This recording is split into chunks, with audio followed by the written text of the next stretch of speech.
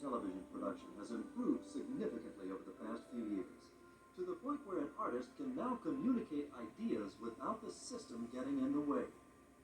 Accurately reproducing those ideas, allowing you to experience the intentions of the artist, requires careful tuning of your audio-video system. There is a correct setup to present information contained in the audio and video signals. Following the setup instructions provided by most consumer equipment manufacturers won't always get you the best possible results. For example, some TV set manuals tell you to adjust the front panel controls until the picture looks good. If you don't know exactly what the picture is supposed to look like, it's difficult, if not impossible, to properly adjust the controls. Video Essentials provides a reference for correctly adjusting the easily accessed controls for both audio and video components, so that what you see and hear in your home theater system is closer to the program's original intent. Along the way, you might find that your system doesn't have all of the features or capabilities needed to get the picture and sound exactly right. Some of these shortcomings may be unimportant to you. Those that are important may be overcome by a qualified service technician. Contact the manufacturer or an authorized service center as a first step in obtaining help.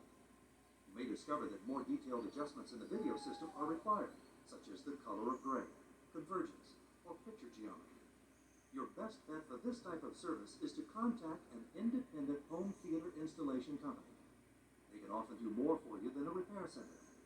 Organizations such as the Imaging Science Foundation can provide you with a list of specially trained people in your area. You'll find current information about them in consumer magazines covering the LaserDisc and home theater market. Some problems can only be fixed by replacing equipment. In any event, do not attempt to go beyond the consumer accessible controls without engaging qualified help. You've probably noticed that no two people seem to set the TV controls the same way. To make matters worse, people often turn knobs without knowing what the individual controls will do to the picture. This is part of Video Essentials, an explanation of how each control changes the picture. Did you know that the brightness control is used to set the level of the dark parts of the picture? Or that the contrast or picture control sets the peak light output? Or that the sharpness control usually distorts the picture as it is increased?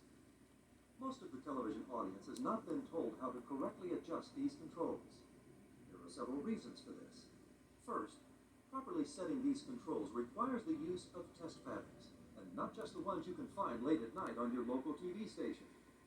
Second, even if you have the test patterns, you need to know how to use them, including how to detect and compensate for any errors your set might be introducing into the picture. Most properly calibrated TVs, new or old, can't begin to compete with ambient light hitting the front of the set. This extra illumination will wash out the picture. As you'll see later, increasing the contrast control in an attempt to compete with a lot of room light will destroy the quality of the picture. No TV set manufacturer is willing to advertise that getting the best picture possible from their set requires tight control over ambient room light. Yet they all have this limitation. When watching a regular TV set, which normally occupies